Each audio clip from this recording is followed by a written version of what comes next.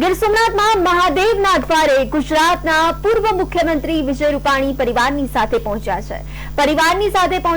સાથે વડાપ્રધાન નરેન્દ્ર મોદીના શાસન અને સોમનાથના કાર્યક્રમ પર જણાવ્યું હતું. વધુમાં કહ્યું કે એક તરફ મહાકુંભમાં ભગવો લહેરાયો છે, જેનો સમગ્ર વિશ્વના લોકોએ લાભ લીધો. સ્થાનિક સ્વરાજની ચૂંટણીમાં પણ ભાજપનો ભગવો લહેરાયો.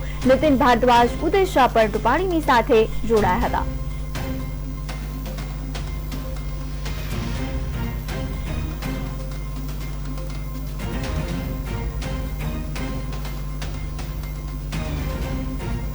દિવસ છે આજે.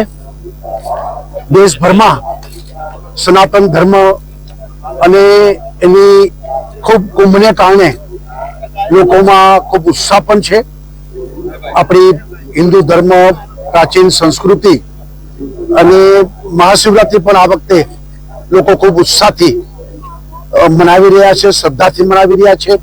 અને આપણે ત્યાં મહાશિવરાત્રી એટલે ગુજરાતમાં સોમનાથમાં મહાપૂજા અને ભવનાથમાં જે આપણે રાત્રે ત્યાં સરઘસ નીકળે છે અને પછી દામોદર કુંડમાં સ્નાન થાય છે.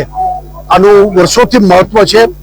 અને સાથે સાથે શિવરાત્રીની પરિક્રમા ગિરનારની એનું પણ બહુ મોટું મહત્વ છે.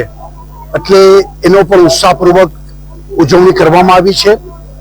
કુંભને કારણે વાતાવરણ ખૂબ બન્યું છે. એટલે આજે પણ ખૂબ ભાવિકો, શ્રદ્ધાળુઓ અહીંયા દર્શન કરવા આવ્યા છે.